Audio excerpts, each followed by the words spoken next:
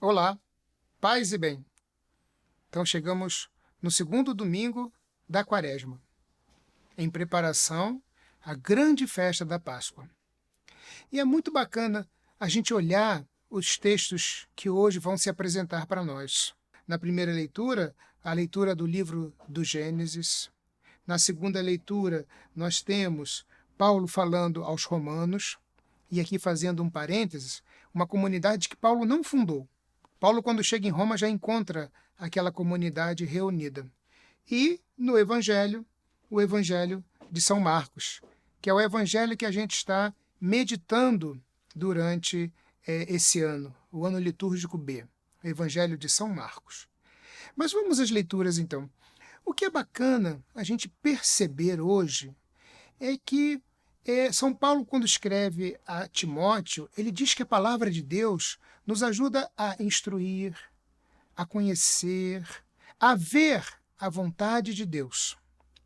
E a gente, nas leituras de hoje, a gente não pode ficar preso às cenas que ali estão. É muito interessante a gente observar aquilo que está depois da cena, ou que está escondido dentro daquela cena. Na primeira leitura, nós vemos então Deus conversando com Abraão. Deus pedindo a Abraão que lhe entregue o seu filho único. Lembremos que a história registra que a esposa de Abraão, Sara, era estéril, não podia ter filhos. E aí Sara autoriza que Abraão tenha filho com a escrava Agar, e nasceu Ismael.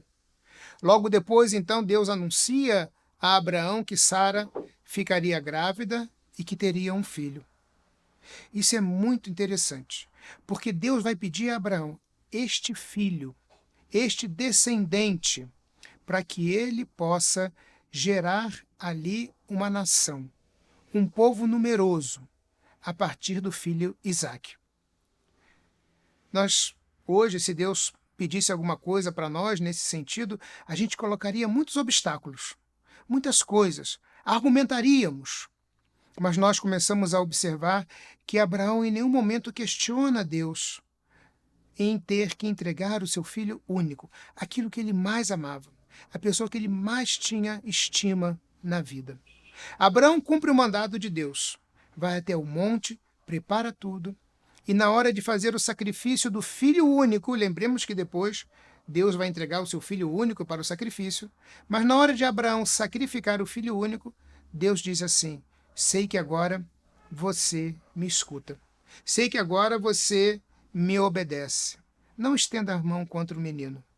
E aí aparece um cordeiro amarrado, e aí ele pega aquele cordeiro e sacrifica o cordeiro. Na segunda leitura, é uma leitura que nos anima nos nossos momentos de dificuldades. São Paulo diz aos Romanos: se Deus é por nós, quem será contra nós? Deus não poupou o seu filho próprio, mas o entregou por todos nós. E aí a gente vai observando o quanto essa leitura também se encaixa com a primeira leitura.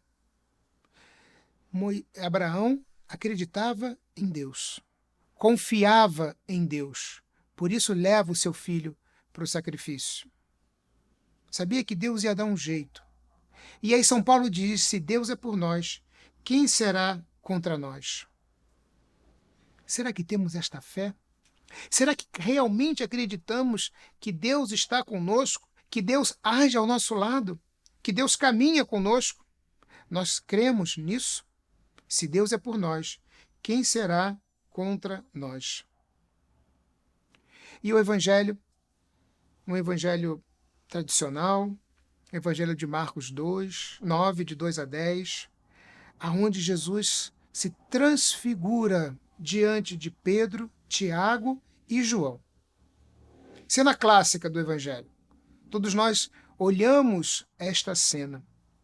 E a gente acha bonito ali os quatro, Pedro, Tiago, João, Jesus, e na transfiguração aparecendo Elias e Moisés. Cena bonita, bem clara, né? A nuvem cobrindo todos, a voz que sai da nuvem, Deus falando a Pedro, a Tiago e a João. E ele, daquele meio, ele diz assim: este é meu filho amado, escutai o que ele diz. Muitas pregações feitas, inclusive eu também já fiz esse tipo de pregação, vai destacar quem era Moisés, vai destacar quem era Elias, qual era a relação de Jesus com os dois. Mas aqui hoje eu quero trabalhar outra questão desse texto. É a voz que diz: este é o meu filho amado, escutai o que ele diz. Será que nós verdadeiramente escutamos o que Deus tem nos falado através das Escrituras? Será que nós temos escutado verdadeiramente aquilo que Deus pede de nós? Aquilo que Deus quer que nós façamos? Nós temos tantas práticas religiosas, fazemos adorações ao Santíssimo, rezamos o terço, fazemos semanas bíblicas. Mas será que a gente ouve? Porque ouvir é mais do que escutar. Ouvir é trazer ao coração. Ouvir é fazer com que aquilo se transforme em vida. Que aquilo transforme a vida das pessoas que estão ao nosso redor. Escutai o que ele diz. Então Jesus, neste momento da história, diz que eles não deveriam contar a ninguém até que ele ressuscitasse dos mortos. E ao final do evangelho de hoje, nós ouvimos a palavra de Jesus, ou a palavra do evangelista. Eles observaram esta ordem e comentavam entre si o que queria dizer ressuscitar dos mortos. O que queria dizer voltar à vida. E aí, além da ressurreição física mesmo de Jesus, eu quero trazer para a nossa reflexão também outras ressurreições que podem ir acontecendo. Alguém que anda, é alguém que tenha práticas racistas e que deixa isso de lado, é uma ressurreição. Quando eu ajudo alguém necessitado, alguém que está sendo discriminado, alguém que está sendo perseguido, é uma prática de ressurreição. Quando eu defendo o meio ambiente, quando eu defendo a natureza, quando eu falo e me posiciono contra aqueles que destroem o meio ambiente, que destroem, no nosso caso, a Amazônia, eu estou tendo ações, palavras e atitudes de ressurreição. Quando eu sofro com as mulheres que sofrem violência, é ressurreição. Quando eu sou contra o estado violento que mata crianças, adolescentes, jovens, negros, pobres, favelados, é sinal de ressurreição. E aí nós poderíamos cantar, ou proclamar, ou rezar com o salmo. Que o salmista diz assim: guardei a minha fé, mesmo dizendo, é demais o sofrimento em minha vida. É sentida por demais pelo Senhor a morte de seus santos e seus amigos. Eis que sou vosso servo, ó Senhor, vosso servo que nasceu da vossa serva, mas me quebrastes os grilhões da escravidão. Por isso, oferto um sacrifício de louvor, invocando o nome santo do Senhor. Vou cumprir minhas promessas ao Senhor, na presença do seu povo reunido, nos átrios da casa do Senhor, em teu meio, ó cidade de Sião. Que esse segundo domingo da Quaresma seja para nós um momento de nós olharmos como estamos vivendo a palavra de Deus, como estamos sacrificando aquilo que nos destrói e trazendo a vida, fazendo ressuscitar tudo aquilo que gera vida e vida em abundância. Queria pedir, nesse momento, a você, que você faça uma oração no seu coração, por todos aqueles e aquelas que têm usado as mídias sociais para falar da palavra de Deus, para serem profetas da palavra de Deus, para indicarem que algumas ações e algumas práticas não condizem com aquilo que Deus quer de nós. E no final, reze junto comigo a oração da campanha da fraternidade. Oração da campanha da fraternidade ecumênica 2021. Deus da vida, da justiça e do amor.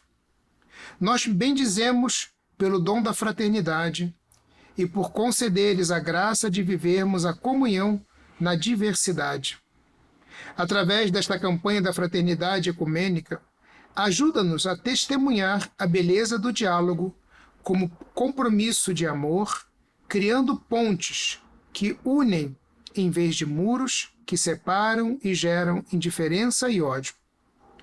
Torna-nos pessoas sensíveis e disponíveis para servir a toda a humanidade, em especial aos mais pobres e fragilizados, a fim de que possamos testemunhar o teu amor redentor e partilhar suas dores e angústias, suas alegrias e esperanças, caminhando pelas veredas da amorosidade.